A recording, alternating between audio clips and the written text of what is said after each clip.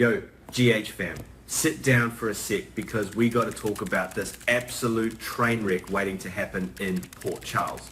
Honestly, I've been staring at the screen for weeks and the vibes, they're just off. But in that I can't look away from the explosion kind of way. We're talking about Brennan, Valentin, and the one and only Carly Corinthos, or Spencer, or whatever name she's reclaiming this Tuesday. Look, let's keep it 100. Brennan is usually the guy who's 3 steps ahead of everyone else, right? A total big brain operative. But lately, the man is thirsty. Not for water, but for a win. And he's getting sloppy. I'm seeing the fans on the forums going absolutely feral with theories, and honestly, some of y'all are reaching, but some of you, man, you're hitting the nail right on the head. The Nina flop and the Jacinda pivot. First off, can we talk about Brennan and Nina? Or rather, the lack thereof. Brennan is clearly pissed. He thought he could use Nina like a pawn on a chessboard, but Nina, well, Nina is Nina. She's a wild card with too much baggage and not enough Black Ops energy. He's done with her. I can practically hear him thinking, man, forget this, she's useless. It's that moment when you realize your ride or die is actually just a ride until there's a slight inconvenience. So what does he do? He goes for the upgrade. Enter Jacinda. Now, Jacinda she's cold. If Brennan is the architect, Jacinda is the sledgehammer. And the move she's making, it's low-key genius, but also straight up sus. She's going after Charlotte. Poor Charlotte. That kid has been through more trauma than most adults in this town. But Brennan knows that if you want to find a rat, you follow the cheese, and Charlotte is the only thing Valentin loves more than his own ego. I've been thinking about this whole interrogating a kid thing. It's dirty. Like, real dirty. But that's the game, right? You want to be a WSB legend? You don't get there by playing nice at the Metro Court pool. Jacinda is going to squeeze Charlotte for info, and let's be real, kids talk. They think they're being secretive, but they always drop a hint. Oh, daddy's staying at a place with a lot of blonde hair and coffee smells. Boom. Brennan has the scent. The attic, the ego, and the oh crap moment. So Jacinda hits him up. She's like, yo, boss, I found him. He's in Carly's attic. Wait, stop. Let's pause. Valentin Cassadine hiding in Carly's attic? This is some high-key drama right here. The logistics alone are hilarious. Is he eating her organic snacks? Is he hiding under a pile of old mossy jackets? It's ridiculous, but it's so General Hospital. And here is where Brennan loses his cool guy card. Usually, a guy like him would bring an army. He'd have tactical teams, drones, maybe a helicopter, but no. He's so hyped on his own supply that he decides to go solo. He thinks he's John Wick. He grabs his piece, just one gun, no backup, and heads to Carly's place. I'm yelling at my TV like, bruh, what are you doing? You never go into Carly's house without expecting a fight. That house has more security and bad juju than a haunted asylum. But Brennan is arrogant. He thinks Valentin is some broken man hiding in the dark. He's forgetting that a cornered Cassadine is like a cornered snake with a Harvard degree and a vendetta. The scene we weren't ready for. So he busts in, he's thinking he's going to catch Valentin sleeping, but instead he catches a vibe. He walks in and sees Valentin and Carly, and they are close. Like, don't mind us, just sharing a moment close. Brennan is flawed. He's not just angry because he's an agent, he's angry because, well, maybe he's got a little thing for the drama too. Or maybe he just hates seeing Valentin winning at life while he's out here doing the dirty work. The air is thick, man. You could cut it with a knife. Brennan pulls the gun, he's ready to make his move, he's feeling like the alpha, and then Carly happens. Carly Corinthos does not do hostages. She doesn't wait for a hero. She is the hero, at least in her own head. Before Brennan can even blink, she's on him. It's a blur of movement, maybe a vase gets smashed. Maybe she just uses that Carly energy to throw him off balance. The gun hits the floor. Clatter. And this is where things get really, really messy. The bang that changed everything. Brennan is down, but he's not out. He's scrambling for the gun. Valentin is scrambling for the gun. It's like a scene from a low-budget action flick, but with better-looking people. Valentin gets there first. Now, Valentin has been trying to be a better man for Charlotte, right? He's been trying to walk the straight and narrow-ish.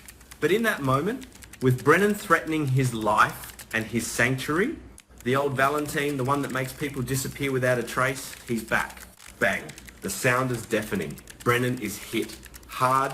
I'm sitting here thinking about the educational value of this whole mess. Honestly, it's a lesson in hubris.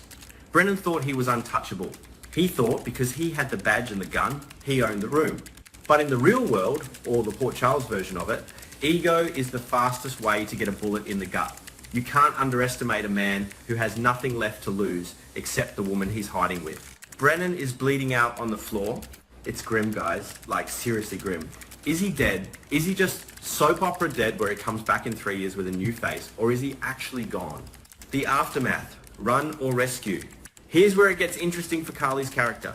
We know Carly. She's got a heart, even if it's buried under 10 layers of, I need to protect my family. Does she call 911? Probably. She's not a murderer. She'll grab her phone, screaming for an ambulance, trying to keep Brennan from meeting his maker on her expensive rug. But Valentin is already halfway out the door. He knows that once the cops show up, he's done. He's a fugitive. He's the guy who just shot a high-ranking official. So he's got to bounce. He's got to disappear again. But there's this rumor, this whisper among the fans. What if Carly goes with him? I know. No way. She's got kids. She's got the diner. She's got whatever she does for work now. But imagine the drama. Carly and Valentin on the run together. That's fire. It's the kind of shake-up the show needs. They're both outsiders in their own way. They're both survivors. Think about the education here too. It's about loyalty versus morality. Carly has to choose. Do I stay and do the right thing? Deal with the police? Explain why there's a dying man in my attic? Or do I follow the man I've grown, let's say fond of, into the sunset? The I told you so moment. Honestly, I'm just frustrated for Brennan. He had it all. He was the cool cat, but he let his emotions get the better of him. He let his frustration with Nina cloud his judgment. He let his desire to be the hero drive him into a trap. It's a classic L for the WSB. And Jacinda, she's probably going to disappear into the night too. She did her job. She gave him the location. Whatever happens after that, that's on him. She ain't staying around to be an accessory to murder. She's ghost.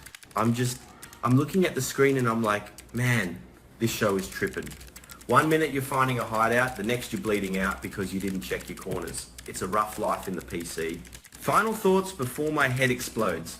So, what are we looking at? Brennan is either toast or on a very long hospital stay. Either way, his career is cooked. Valentin is back to being a ghost. He's the smoke you can't catch. Carly is in the middle of a PR nightmare. Sonny is going to have a field day with this. Hey Carly, why is there a dead Fed in your house? It's a lot. My mind is spinning thinking about the fallout. Charlotte is going to be devastated. Again, Nina is going to feel guilty. Maybe? Probably not. She'll find a way to make it about her. But for real, the takeaway here is don't go solo. Whether you're trying to catch a Cassadine or just trying to navigate a messy breakup, you need backup. You need people who can see the things you can't. Brennan's biggest mistake wasn't going to the house. It was going alone because he thought he was the main character. We all think we're the main character until the plot twist hits us in the face. I'm going to be glued to the screen next week. You already know. This is peak daytime TV. If you aren't watching this, what are you even doing with your life? Just don't expect a happy ending.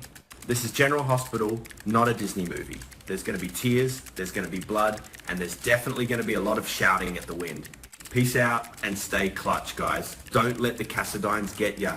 Oh, and one more thing. If Carly actually leaves town with Valentin, I'm literally gonna, I'll probably just write another one of these rants because that would be absolutely wild.